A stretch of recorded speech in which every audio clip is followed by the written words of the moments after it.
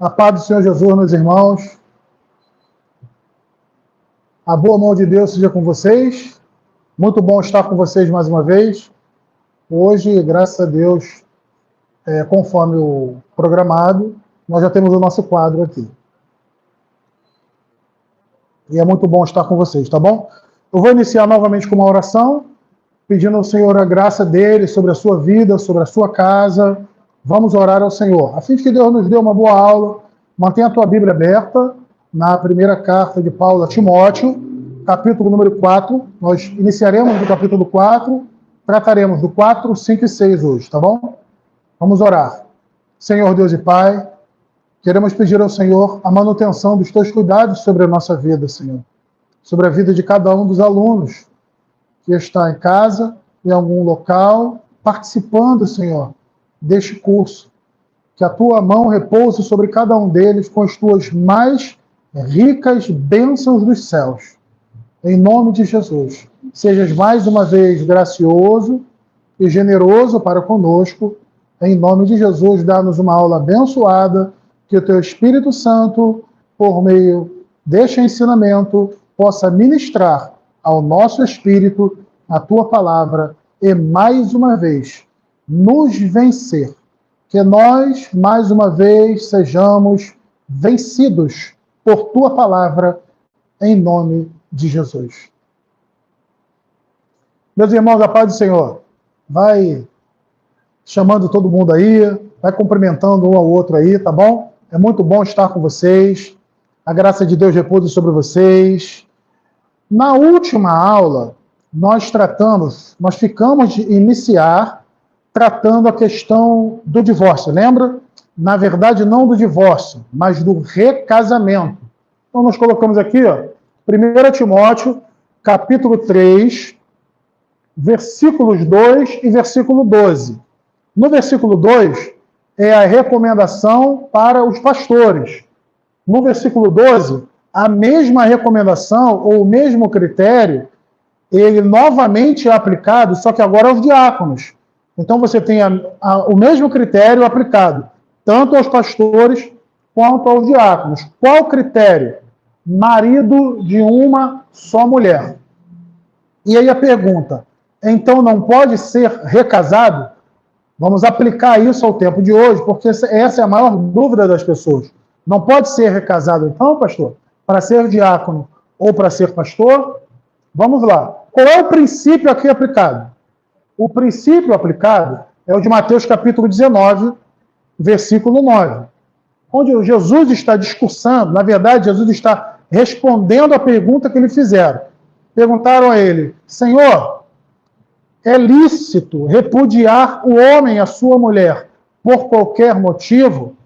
E aí Jesus retoma o princípio, dizendo que não, que no princípio não foi assim, que Deus fez macho e fêmea, e os dois, quando se unem, são uma só carne. A partir dessa palavra, uma só carne, está dizendo ali é uma só pessoa. Tá? Então, nesse sentido de ser uma só pessoa, a separação seria uma espécie de mutilação, dividir a pessoa que foi ligada ao meio. Então, a palavra divórcio, ela não soa muito bem, porque é justamente o rompimento daquilo que foi ligado. Mas ele continua, o discurso explicando. E as pessoas perguntam para ele o seguinte, por que então mandou Moisés dar carta de divórcio? Ele responde corrigindo a própria pergunta que fizeram. Porque a pergunta é a seguinte, por que mandou Moisés dar carta de divórcio? Jesus responde, Moisés permitiu, quer dizer, mandar é uma coisa, permitir é outra. Moisés permitiu pela dureza do vosso coração. E aí é que começa o imbróglio da interpretação do texto, porque no versículo 9, Mateus 19, versículo 9, ele vai dizer que, a não ser por causa de prostituição, quer dizer, a não ser por causa de prostituição, quer dizer, uma exceção, né? A não ser neste caso, quem casa novamente comete adultério. Então, o X da questão é fazer uma exegese da palavra prostituição, porque a Bíblia sugere que existe essa concessão. Que concessão é essa? que no caso de prostituição, a pessoa pode casar porque não é considerado um adultério. Então, que concessão é essa? Vamos dar uma pausa, está passando uma ambulância aqui próximo. Tá bom?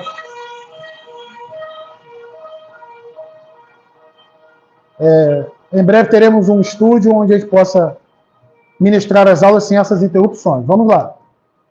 Porneia. A palavra prostituição aqui é o grego porneia. Se nós traduzirmos este porneia por fornicação, o texto passa a ser muito duro. Por quê? Vamos lá, vamos pensar comigo. Jesus está dizendo que pode casar novamente aquele que separou por causa de porneia. Se a gente diz que a porneia é fornicação, então está tratando de pessoas que separaram para acertar sua vida, porque na verdade não eram casadas. Entenderam? Então, se nós traduzirmos porneia por fornicação, a gente está deixando esse texto muito duro. Houveram versões antigas que fizeram isso, como a primeira ao meio da revista corrigida e algumas versões católicas antigas. Só que quando isso é feito, você está literalmente proibindo o recasamento. Não tem nenhuma concessão mais aberta nesse caso.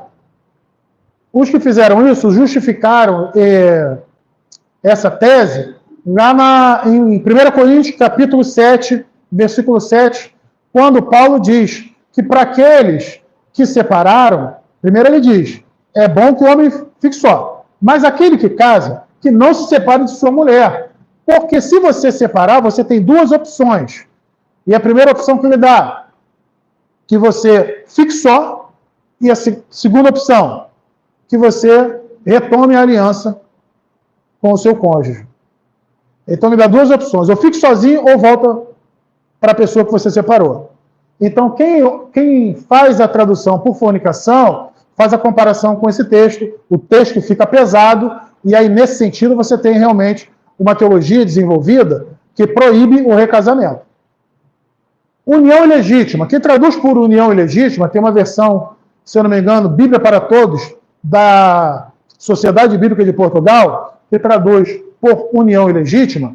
Quem traduz por união ilegítima está entendendo o seguinte, que haviam pessoas naquela época que estavam casadas, por exemplo, com a madrasta, com sobrinho, sobrinha, e aí esses casamentos, eles não eram casamentos legítimos, porque lá em Levítico, capítulo 20, está dizendo que não pode casar com o tio, com o sobrinho, com o padrasto, com a madrasta.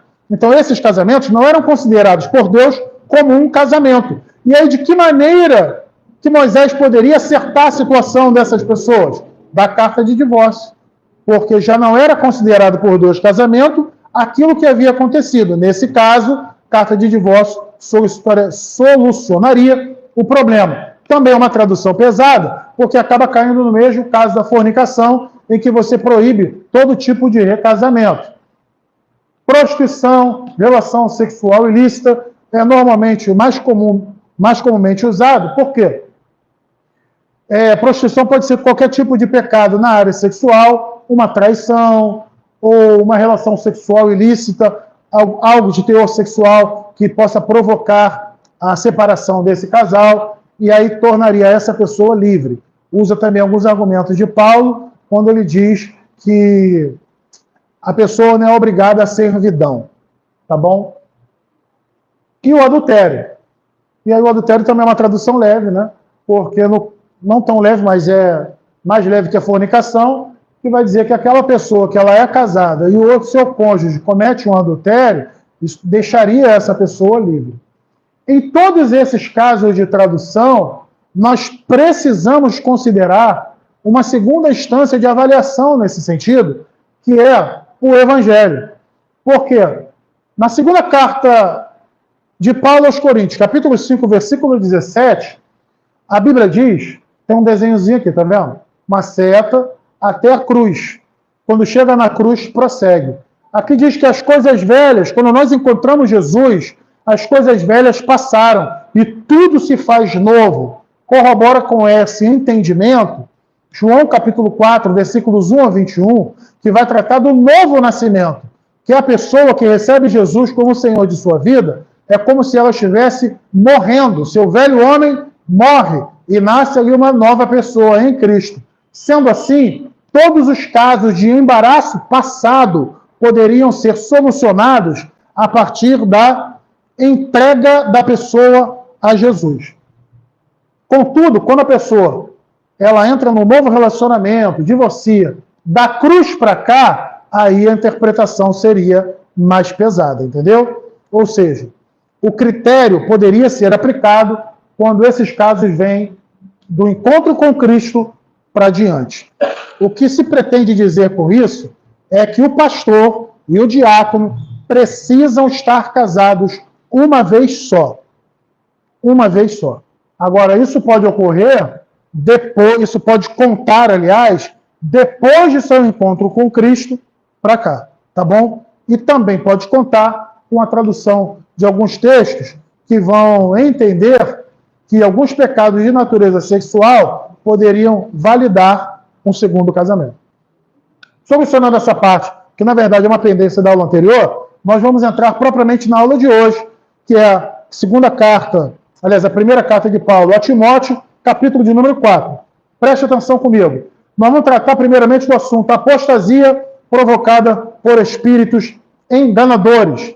Primeira carta de Paulo a Timóteo, capítulo 4, versículo de número 1. Mas o Espírito expressamente diz que nos últimos tempos apostatarão alguns da fé.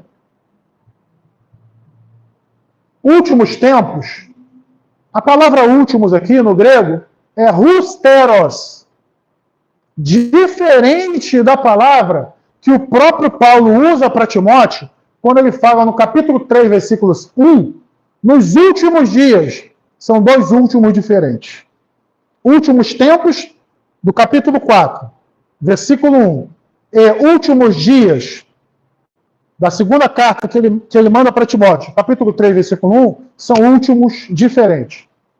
Husteros, últimos, no sentido não de últimos escatos. Tá? O sentido de husteros é nos últimos momentos, nessa última época, mas comparando com uma época anterior. Então, o que ele está dizendo aqui, nos últimos tempos, muitas pessoas seriam enganadas por espíritos malignos. E esses últimos tempos estão sendo comparados com tempos anteriores. Tempos em que as pessoas estavam firmadas na fé e, por conta de espíritos enganadores, advindos de um outro momento, fizeram as pessoas desviarem o foco do seu momento inicial. Tiveram a mente, segundo a Bíblia, cauterizada. Cauterizada. Vamos falar um pouquinho também dessa questão da mente cauterizada. Mas a diferença, qual é, pastor? Os últimos dias de 2 Timóteo, capítulo 3, versículo 1, é o mesmo de Atos, capítulo 2, versículo 17, lembra? Que fala da promessa que foi feita do Espírito Santo, que nos últimos dias aconteceria aquele grande avivamento. 2 Pedro, segunda carta de Pedro, capítulo 3, versículo 3, que fala também que nos últimos dias as pessoas estavam duvidando do retorno de Cristo, que a gente chama de parousia, a vinda de Jesus. E eles estavam acusando os crentes, dizendo, onde está a promessa da vinda de Jesus? Que vocês têm falado há tanto tempo e ele não voltou até hoje. Então, esses últimos dias aqui, eles podem referir-se tanto ao futuro, no sentido daquele momento que antecede a volta de Jesus, mas na maior parte das vezes, esses últimos dias é uma referência a toda a alusão da era da igreja. Ou seja, Jesus Cristo, quando ele vem à Terra, quando ele vai para o céu e envia o seu Espírito Santo para estar conosco, inaugura-se então os últimos dias. Ou seja, nós já estamos nos últimos dias. Agora, quanto tempo dura esses últimos dias? Pertence ao Senhor. Tá? Esse husteros aqui dos últimos tempos, desse momento que nós estamos lendo, dos espíritos enganadores, pode se dar em qualquer ocasião, porque, na verdade, o texto está fazendo uma comparação dos dias que está acontecendo isso com o tempo passado, onde isto não acontecia. Então você pode pensar no seguinte: de repente você faz parte de uma igreja, que é uma igreja conservadora, ou que era uma igreja conservadora, e você vê essa igreja modificando muito, por muitos modismos, por muitas modernidades doutrinárias, que pode vir a ser, não estou dizendo que é o caso, mas pode vir a ser uma espécie de apostasia começando a vir por espíritos enganadores, que faz as pessoas deixarem de acreditar naquilo que acreditavam, mudar totalmente a configuração da sua crença. E isso se chama apostasia, o abandono deliberado e consciente da fé cristã. Ou seja, quando você abandona voluntariamente a sua fé. Fé no sentido de conjunto de crenças. A boa parte das vezes que a palavra fé é utilizada no Novo Testamento, ela não é empregada no sentido de confiança. Ela é empregada também no sentido de conjunto de crenças. Conjunto de crenças, conjunto de convicções, ou um sistema doutrinário. Uma boa parte das vezes significa isso. Espíritos enganadores. Lembra de Mateus capítulo 7, versículo 22 e versículo 23? Realmente se trata desse assunto. Quando a Bíblia diz que, olha, muitos profetizavam, muitos expulsavam demônios, muitos operavam maravilhas, mas naquele grande dia, Jesus disse para eles o seguinte: não vos conheci, ou nunca vos conheci. A palavra grega de pode ser uma negação absoluta, né? Tanto não quanto nunca. Então, nunca vos conheci. Nunca conheci vocês. Agora me explica você, como é que uma pessoa que profetizava, como é que uma pessoa que expulsava demônio, como é que uma pessoa que operava maravilha, nunca foi conhecida pelo Senhor Jesus? Então, esse alerta de Jesus, ele deve ser considerado nos dias de hoje. Há uma grande preocupação do apóstolo Paulo com a pessoa de Timóteo, porque ele é pastor. Essa preocupação, esse alerta, ele deve se repetir para nós. Deve se refletir para nós nos dias de hoje também. Em que sentido nós podemos aplicar essa palavra? Em que sentido nós devemos estar preocupados hoje? Talvez não com a preocupação deles, porque a preocupação da época, na verdade, era aquele protognosticismo surgindo, e alguns pensadores dessa época, eles queriam proibir o casamento para que as pessoas sacrificassem o seu corpo. Lembra que eu falei que o protognosticismo, eles pensavam o quê? O corpo é mau, a matéria é má, mas o espírito que é bom. Tudo que está ligado ao corpo é ruim. Então, já que tudo que está ligado ao corpo é ruim, vamos proibir o casamento e vamos proibir o consumo de manjares ou de carne. O consumo de aquilo que é prazeroso para o nosso corpo, para a nossa carne. Comer uma carne boa, aquele filé, aquela picanha que o pastor antes vai fazer um churrasquinho depois para a gente. Então, comer isso é muito gostoso, é saboroso, né? Então, vamos acabar com isso, porque alimentando a carne, a gente alimenta aquilo que não é bom. Entenderam? Então, o pensamento era esse. Então, na verdade, aqui, esses espíritos enganadores que estavam incentivando, estavam minando a fé das pessoas por meio dos falsos mestres, era por meio dessas doutrinas também. Reforça-se mais nesse particular. Mas e no tempo de hoje? Quais são as doutrinas erradas que estão adentrando as igrejas e que nós devemos estar acautelados, como disse Jesus lá em Mateus, capítulo de número 7. Acautelai-vos. Nós precisamos estar acautelados de espíritos enganadores que têm finalidade de minar a nossa fé, de trabalhar na consciência das pessoas para mudar as convicções das pessoas. E eu vou dar um exemplo aqui, tá bom? Na esfera pentecostal, eu sou pastor assembleano, pentecostal clássico. Por exemplo, pular, dançar, rodar, podem revelar até um tipo de alegria bíblica. Eu não estou dizendo aqui que não é bíblico.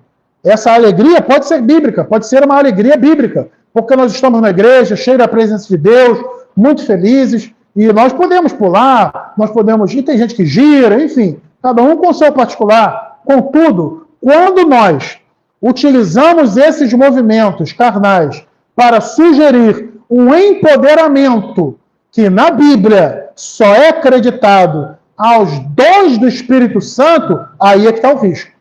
Aí existe um risco. Então a gente não pode colocar no mesmo patamar de igualdade aquela movimentação de alegria com o falar em línguas. Porque o falar em línguas é um dom do Espírito Santo. O profetizar é um dom do Espírito Santo. Perceberam a diferença? Então essa diferença nós precisamos reforçar, entendermos que isto deve ser um alerta para a nossa vida, especialmente para nós que somos da esfera pentecostal, que cremos na atualidade dos dons do Espírito Santo. Isto serve de alerta para nós, porque pode ser que existam pessoas que estejam colocando essas movimentações no patamar de dons do Espírito Santo e tenham colocado os dons para lá. Ou seja, você pode perceber que talvez existam igrejas que supervalorizem esse tipo de movimentação e que menosprezem a própria operação dos dons do Espírito Santo. Ou seja, falar em línguas não é tão importante assim, profetizar não é tão importante assim, buscar o dom de interpretação de línguas não é tão importante assim, dons de curar talvez não seja tão importante, mas a própria manifestação de alegria da pessoa, seja girando, seja rodando, seja gritando ou fazendo alguma coisa diferente, sendo colocada no mesmo patamar dos dons do Espírito Santo, ela é perigosa. Quando nós ensinamos isso, pode ser que haja ali um dedinho de um espírito enganador tentando mudar o perfil de uma igreja. Muito cuidado, então, com isso. Vamos passar aqui, ainda no capítulo 4, para uma parte muito importante, que é o preparo do obreiro. O preparo do obreiro. O obreiro precisa ser preparado? Um pastor, um diácono, precisa ser preparado? Note que a Bíblia Paulo vai fazer a seguinte recomendação para Timóteo. No capítulo 4, versículo 12. Ninguém despreze a tua mocidade. O que ele está dizendo é o seguinte: ninguém subestime você porque você é jovem. Ninguém zombe de você porque você é jovem. Ele fala do pastorado de jovens. É possível que existam jovens pastores? Sim. É possível que Deus use jovens vocacionados para o ministério pastoral, e até solteiros, como mencionamos na aula anterior. Mas uma cautela nós devemos ter. Um cuidado deve haver. Olha só. Mas, na palavra, essa pessoa precisa ser preparada. Vamos fazer a leitura do versículo de número 13, capítulo 4, versículo 13.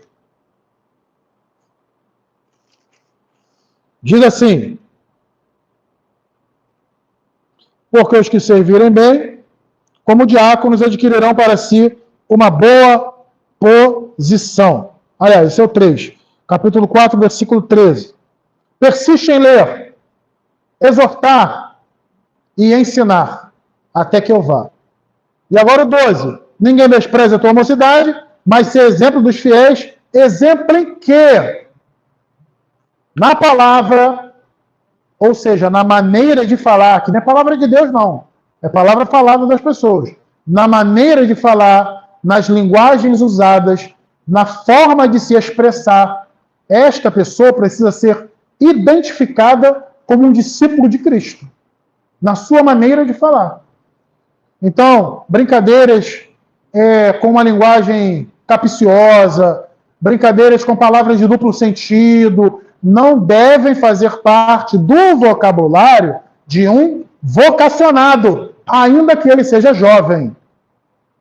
Na palavra, na maneira de falar, no trato, que é o procedimento. No procedimento, na maneira de se conduzir, fala de uma conduta geral, de um comportamento geral. Essa pessoa precisa ter porte cristão.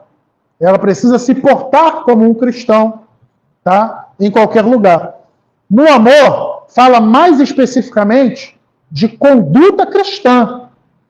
Essa semana eu estava conversando com um pastor e ele falou, foi até o pastor Diego, ele falou que, na verdade, no tempo de hoje, os pastores, as igrejas, aliás, precisam que seus pastores amem mais do que condenem, porque falta amor no ministério pastoral.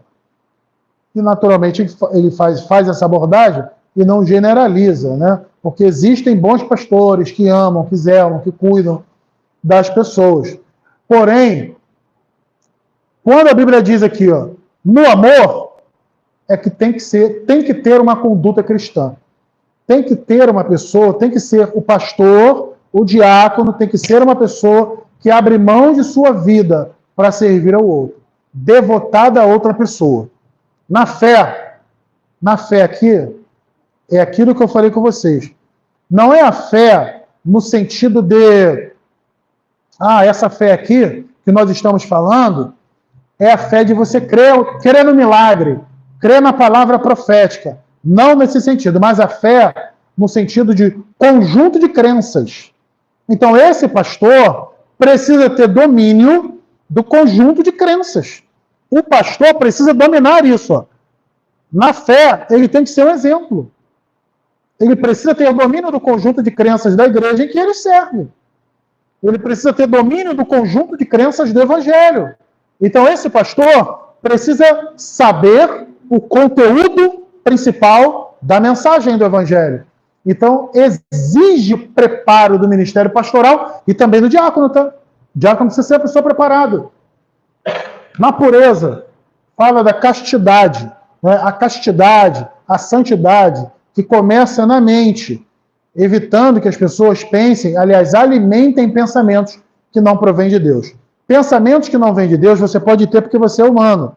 Então, um pastor, ele não é um alienígena, ele é um ser humano, ele tem corpo, ele tem alma, ele tem mente, então ele pensa, ele tem lampejos de pensamento, pode pensar em fazer algo errado, pode passar pensamentos na mente do pastor que não sejam de Deus, ou seja, que não sejam direcionados à vontade de Deus, mas ele precisa repreender esses pensamentos, ocupar a sua mente com coisas boas, para que essa pessoa não alimente, o pastor não alimente pensamentos que não vêm de Deus. Só se faz isso através da substituição. Lá em Efésios, capítulo 4, está escrito isso. Deixar a mentira, falar a verdade. Para a gente viver uma vida de verdade, a gente tem que deixar a mentira e pôr a verdade no lugar. Então você substitui uma coisa boa por uma coisa ruim. Quando você pensa muito em algo que não deve, você deve ocupar a sua mente com as coisas do Senhor. Então, esta substituição fará com que você tenha pureza, castidade, que é justamente o que é exigido do pastor. Ainda no sentido de preparo, eu vou falar uma coisa muito importante aqui, que talvez seja pouco ensinado, tá? Efésios, capítulo 4, versículo de número 13, versículo 12, tem uma exposição dos dons ministeriais, que o Senhor chamou uns para apóstolo, note os 4 grupos de chamado, note os 4 grupos de para, porque aqui existe um mistério. Uns para apóstolos e outros para profetas e outros para evangelistas e agora, outros para pastores e doutores. É como se agora ele fala de uma classe só de ministros, pastores e doutores. Esses doutores aqui é aquele de didascalia, né? Que é o que trabalha no Ministério do Ensino. O Ministério do Ensino é como se fosse um pasto, que está explicado lá em João capítulo 10, que é a responsabilidade desse pastor prover alimento e cuidado para as suas ovelhas. Isso é por meio do Ministério do Ensino. O ensino é um pasto. O pastor não é dono da ovelha. Tanto que o ladrão que aparece lá em João capítulo 10, que vem para roubar, para matar e para destruir, no texto não é Satanás. No texto, esse ladrão é o falso pastor. Naturalmente, esta verdade também se aplica ao diabo. Sem problema nenhum de entendimento quanto a isso. Mas, a priori, como interpretação do próprio texto, seria o falso pastor, aquele que não provê pasto, aquele que não tem o alimento espiritual, o cuidado espiritual para oferecer, ele seria o falso pastor, que na verdade está interessado nas finanças, que serão tratadas aqui ainda a posteriori na aula de hoje. Então, nota que um pastor precisa estar preparado para o ensino. Lembra lá em Atos capítulo 6, quando eles chamaram os diáconos? Tinha um problema na igreja, eu acho que mencionei isso na aula passada, tinha um problema na igreja quanto aos cuidados das viúvas, que nós vamos tratar também hoje, e as viúvas dos gregos não eram cuidadas, e as viúvas dos judeus estavam muito bem amparadas. Então houve uma grande reclamação na igreja, uma reclamação legítima, e eles fizeram o seguinte: vamos separar 7 homens de boa reputação, diáconos, 7 diáconos, de boa reputação, varões de Deus, íntegro, para que eles cuidem dessa causa. E aí na listagem você só vê nome grego. Prócoro, Nicanor, Estevão, todos eles de nome grego, porque eles separaram pessoas que não eram judias para cuidar das viúvas, que não eram judias, para que elas também pudessem ser assistidas por um grupo de pessoas. Note, querido, que quando ele diz isso, quando eles fazem essa separação, eles completam dizendo: mas nós perseveraremos na oração e na palavra. Então, os diáconos foram constituídos para suprirem esta necessidade de gestão na igreja. Havia necessidade de alguém gerir esses recursos, gerir esta assistência. Os diáconos foram chamados para isto. Naturalmente, hoje, muitas igrejas perderam o uso do diácono. Você tem um diácono na portaria, você tem um diácono recolhendo a oferta, mas você não entrega ao diácono aquilo que a Bíblia confere a ele, que é trabalhar na parte da gestão da igreja, trabalhar assistindo as pessoas, trabalhar na gestão da igreja, identificando quais são as pessoas que devem estar numa listagem de pessoas assistidas por essa igreja. Então, existem responsabilidades que, biblicamente, foram dadas ao diácono e que hoje vão se perdendo porque nós acabamos assumindo tudo. O grupo de pastores acaba trazendo tudo para si, deixa de trabalhar oficialmente no ministério da palavra e da oração, e aí passa a trabalhar na gestão, passa a trabalhar em todas as esferas da igreja. Isso é muito prejudicial, porque nós perdemos muito. Os pastores ficam exauridos de tantas atribuições que têm sobre a vida deles, e aquele cuidado pastoral, que é, na verdade, a missão para a qual os pastores foram chamados, acabam ficando um pouco de lado. Então, nós devemos realmente ter muita cautela com isso. Eu vou pular aqui agora o assunto para a primeira carta ainda de Paulo a Timóteo, agora no capítulo 5. Nós vamos falar deste dever social que a igreja tem. Isso é muito importante, irmãos. Olha, existe uma missão chamada missão integral. Missão integral. O que é isso, missão integral, pastor? Lá na Igreja Católica, Leonardo Boff foi um homem que levantou um movimento chamado Teologia da Libertação. A Teologia da Libertação visava dar uma ênfase maior no Evangelho de uma perspectiva mais social, sabe? A salvação parece que fica em segundo plano e vamos trabalhar mais a perspectiva social, e aí eles acabam tendo uma influência, trazendo uma forte influência marxista por meio dessa teologia, e não é isso que nós vamos abordar aqui, tá? Graças a Deus. A missão integral, ela não nasce com essa finalidade, mas nasce com a finalidade de contemplar a missão do Evangelho e da Igreja na íntegra. Em que sentido, pastor? Vamos lá. A missão do Evangelho, a missão da Igreja, aliás, deixa de ser somente evangelização, missões transculturais, discipulado, adoração, serviço cristão e essas que nós conhecemos como missão da igreja, mas passa a ser também trazer uma transformação para um indivíduo, transformação esta que habilite esta pessoa, pelo Espírito Santo de Deus, a procurar justiça social para si e para a sociedade. Nesse sentido aqui, de missão integral, uma vez o pastor Teodomiro José de Freitas, que foi um dos meus professores, ele falou comigo o seguinte: feche os olhos e imagine a sua igreja. Eu já mencionei isso lá na nossa igreja, Assembleia de Deus, Ministério de Cordovil. Se você é membro de nossa igreja, é possível que você já tenha ouvido isso. E ele diz: feche os olhos e imagine agora a sua igreja. Imagine agora a sua igreja, um meteoro caindo nela. Destruiu a igreja. Destruiu todos os membros. Morreram todos os membros. Não tem mais nada ali. Não sobrou nada da instituição. As pessoas morreram e o prédio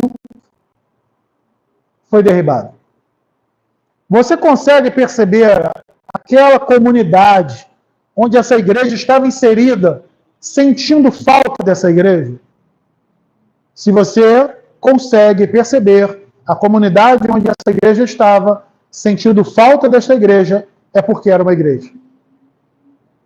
Se a comunidade em volta dessa igreja não sentir falta da igreja, é porque não era uma igreja, era um clube religioso. É uma palavra muito dura, mas que traduz muito o que se pretende dizer por missão integral, que é a missão da igreja também transformar a vida das pessoas na esfera social. Então a igreja trabalha com vários ministérios, variados ministérios, dentre estes ministérios que impactam diretamente a vida das pessoas no aspecto social, promovendo cursos, promovendo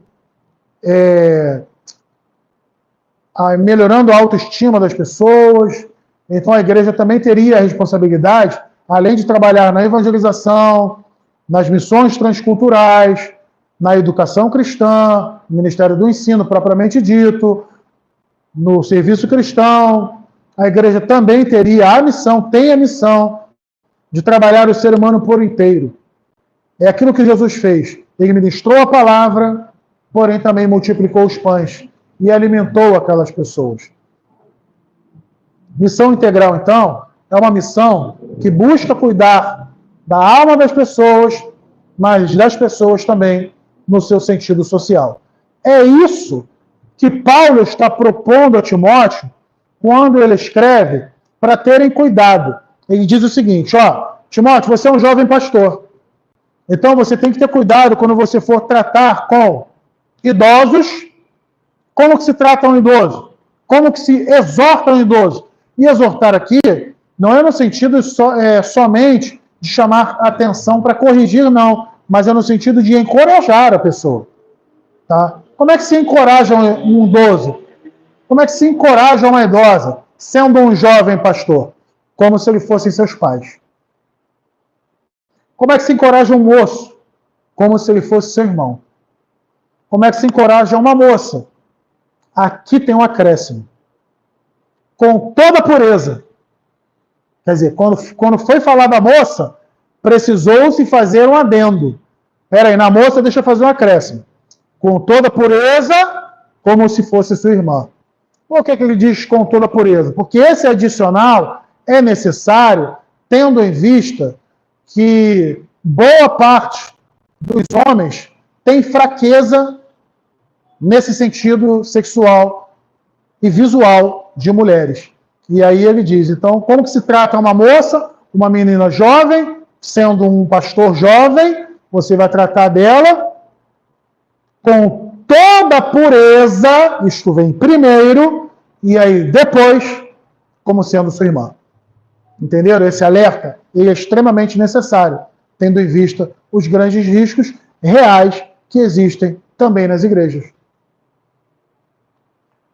Agora ele vai dizer uma coisa muito importante. Honra as viúvas. Honra as viúvas. Honrar não é somente respeitar. Se você for lá para Mateus capítulo 15, você vai perceber, existiu um momento ali, tem uma oferta que chamava de Corban. Né? O que era isso? Mateus capítulo 15, Jesus condena as pessoas porque elas estavam falsamente oferecendo sacrifício a Deus. O que eles faziam então? Eles chegavam lá, chegava perto do sacerdote e falava: ei, sacerdote, eu tenho aqui um dinheiro, oferece esse dinheiro ao Senhor para mim. E aquele sacerdote santificava aquele dinheiro. Tendo santificado o dinheiro, ele não deixava lá. Ele repartia com o sacerdote e voltava para casa. Quando ele voltava para casa, ele dizia: pai, mãe, o que o senhor poderia aproveitar de mim, eu não posso te dar, porque acabei de oferecer ao Senhor. Então, era uma maquiagem de oferta feita para que eles não cuidassem de seus pais, para que eles não assumissem os compromissos com seus anciãos, seus velhinhos. E aí Jesus vai e diz para eles: vocês acabaram de desobedecer um mandamento do Senhor, que é honra teu pai e tua mãe. Então vocês serão amaldiçoados. Então Jesus inclui nesse termo honrar o que nós conhecemos como sustentar. Honrar o pai e a mãe não é somente obedecê-los enquanto somos jovens e estamos sob seu teto. Mas honrar o pai e a mãe é obedecer e respeitar enquanto jovens e sustentá-los quando chegar o momento de fazermos. E aí Paulo vai dizer a Timóteo o seguinte: olha, você precisa honrar as viúvas, mas as que são verdadeiramente viúvas. Ué, quer dizer que tem viúva que não é viúva, Paulo? Sim, ele põe uma listagem.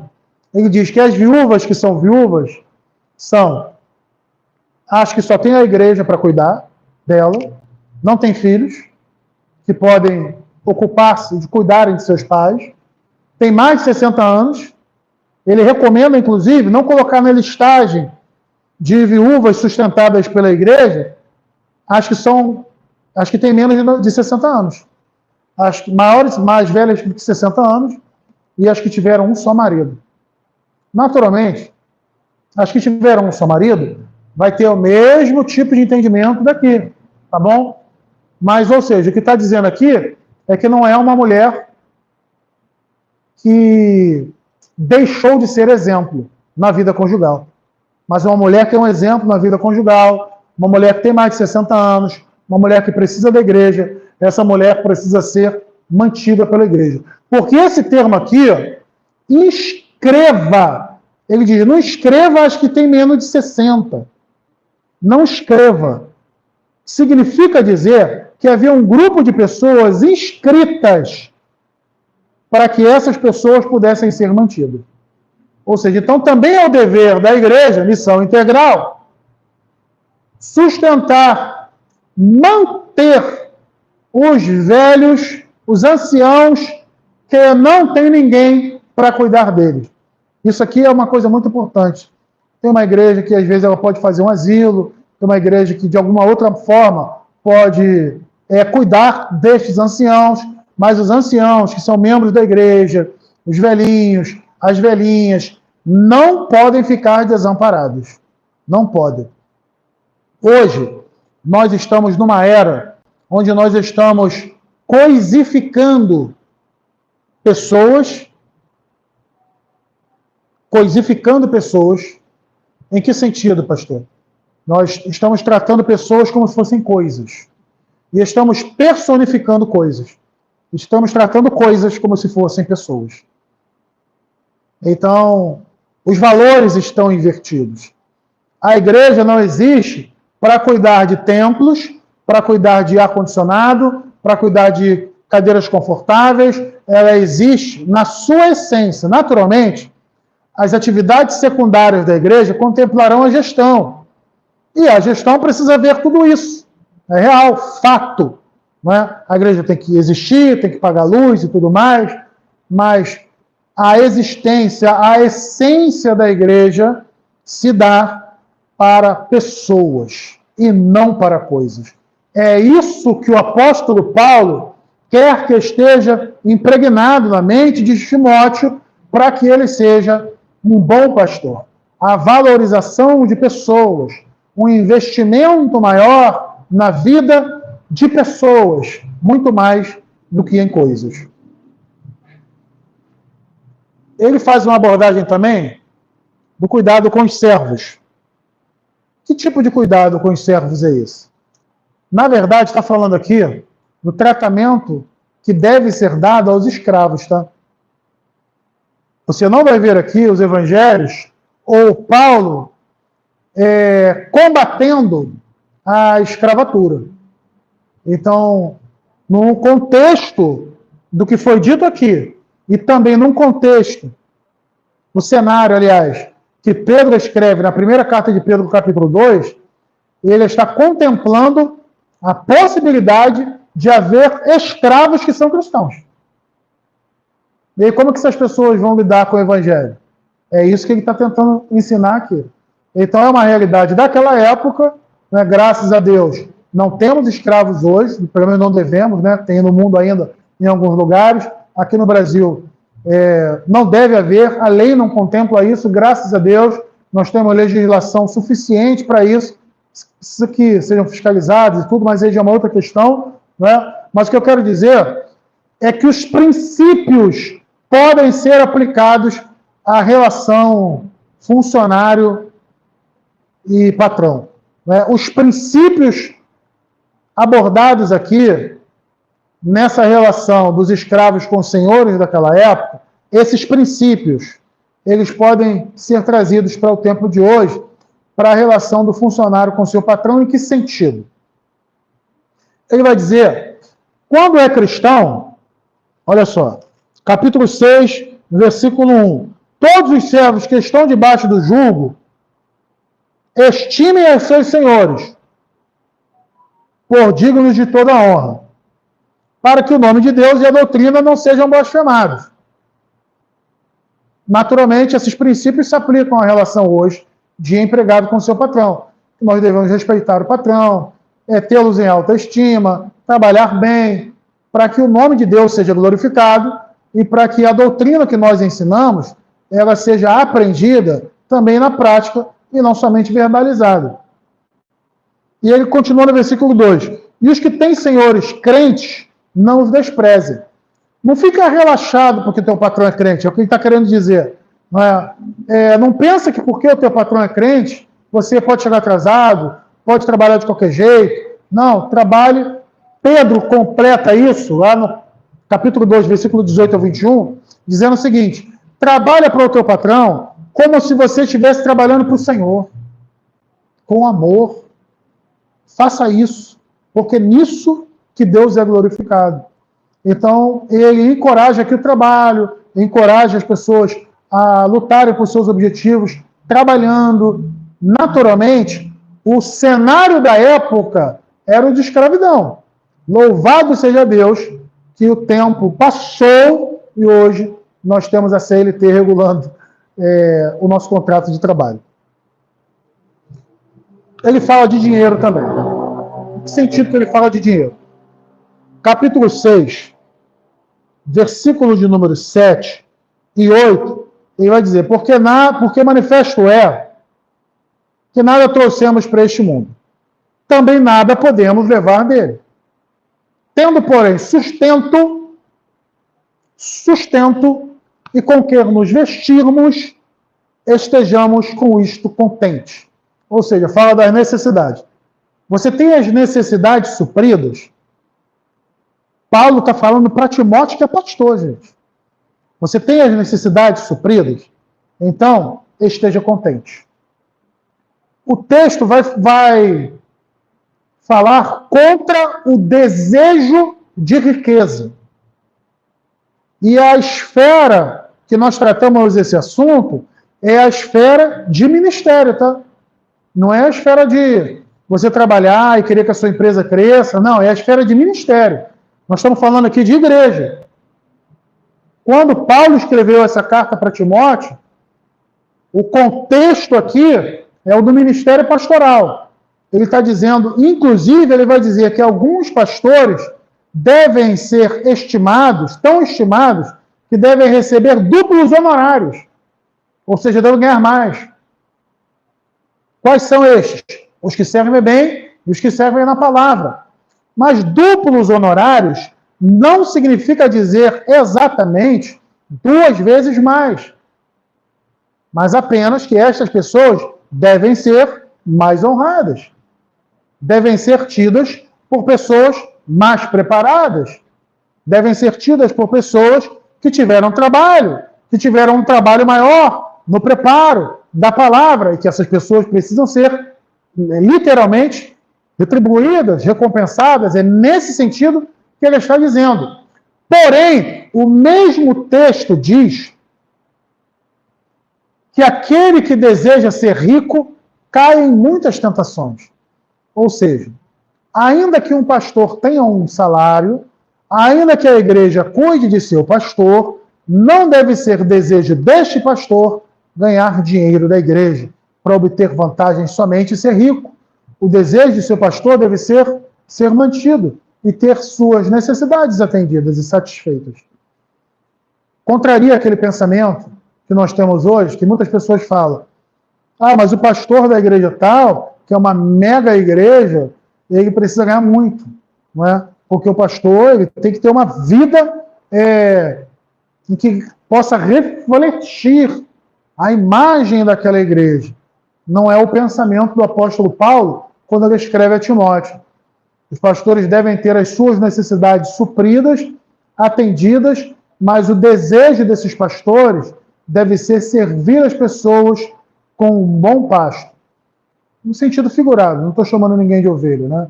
Mas no sentido figurado, com bom alimento, tá? Com cuidado pastoral, ou seja, pessoas bem preparadas que possam servir no ministério pastoral. As abordagens que foram feitas são estas, e no versículo de número 20, ele fala algo muito importante, capítulo 6, versículo 20, que é: Timóteo, guarda o depósito que te foi confiado. Ou seja, guarda todo bom ensinamento que você já recebeu. Guarda ele para você e aplica esse ensinamento.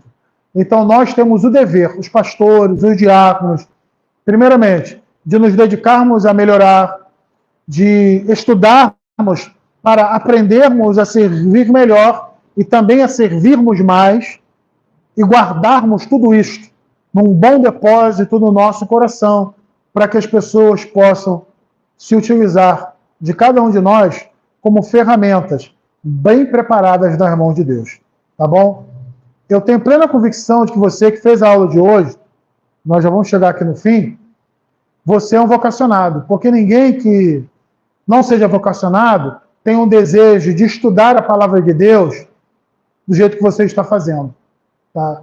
Então, essas cartas pastorais, elas são cartas para jovens pastores, mas se aplicam a todo tipo de pastor, ou todo tipo de vocacionado, pessoa que aspira, que deseja ser um pastor, que deseja ser um diácono, para que você possa servir bem, servir melhor, servir cada vez mais a igreja do Senhor Jesus. Tem pergunta aqui. Sim. O irmão está perguntando. Não entendi direito sobre o divórcio. No caso, se minha esposa me trair, eu não posso me casar? Então, é o que nós falamos. Se esposa ou esposa que a pessoa falou, foi homem ou mulher? Homem. Homem. Se a esposa lhe trair, certamente o que eu estou dizendo aqui é que existe uma interpretação que vai dizer que não. É aquela interpretação da Igreja Católica antiga que não fazia, nem faz outro casamento na igreja.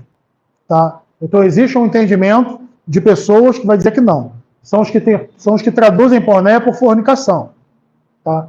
A maioria das pessoas vai entender que o adultério ele seria uma cláusula de concessão. Então, neste caso, a pessoa poderia sim efetuar aí um recasamento e estar livre para poder fazer a obra do Senhor, tá bom? É o que a maioria das pessoas vão pensar. Mas existem duas linhas, duas correntes, né, de entendimento nesse sentido. Uma mais rigorosa, uma que é intermediária, né, que é essa que eu acabei de mencionar, que é da maioria das igrejas evangélicas, e aquela ainda mais flexível. Que não, em qualquer caso, a pessoa pode divorciar quantas vezes quiser. Não é também o que o texto pretendeu dizer. Isso com muita clareza não, porque os próprios discípulos lá embaixo, nesse texto, Mateus 19, eles chegam à seguinte conclusão: se é desse jeito que o senhor está falando, Jesus, é melhor então nem casar. Então existe um rigor, mas naturalmente não um rigor mencionado nas igrejas antigas. Eu entendo também que existe a concessão nesse caso, e que você estaria livre sim. Essa é outra pergunta relacionada ao ministério apostólico. E eu lhe julgo para apóstolos. Apóstolos, nesse caso, seria o mesmo apóstolo do Novo Testamento ou teria outro significado? Tem outro significado. Esse apóstolo aqui, apóstolos, significa enviado com uma missão. Tá? Esse apóstolo seria o que nós chamamos hoje de missionário. Quando a igreja ela envia uma pessoa com a missão de evangelização ou de plantio de uma igreja em algum lugar para ficar lá por um tempo. Então, aquele que é enviado como missionário, ele faz parte desse ministério aqui, comparado, né, ao ministério de apóstolo, que é o que é enviado como uma missão. O missionário, nesse sentido, não é aquele que fica atrás da mesa de oração. Algumas igrejas vão falar missionária fulana, missionária ciclana, que a pessoa trabalha no ministério de oração. Isso desconfigura um pouco, tá? O ministério do missionário. Quando a gente usa com esse sentido, a gente desconfigura o termo. O termo pretende falar daquele que rompe barreiras idiomáticas, por vezes pode ser de idioma, ou barreiras culturais e barreiras geográficas. Então, esse apóstolo é o que rompe barreiras idiomáticas ou cultural ou geográfica. Ou seja, o missionário que é enviado por uma igreja para algum lugar. Só essa. Gente, Deus abençoe muito a vida de vocês. Aguardo vocês na próxima aula, quando nós vamos iniciar falando da segunda carta de Paulo a Timóteo. Muitos ensinos temos também para a nossa vida nesta segunda carta, tá bom? Muito obrigado a todos que participaram. Deus abençoe muito a vida de vocês. E depois eu vou pegar esse quadro, vou tirar uma foto bem tirada dele e a gente vai colocar lá no grupo de WhatsApp, tá bom? Se você quiser fazer alguma anotação e tudo mais. A boa mão de Deus seja sobre a tua vida. Deus guarde você, abençoe você e a sua casa. E uma boa noite para vocês, em nome do Senhor Jesus. Obrigado a todos.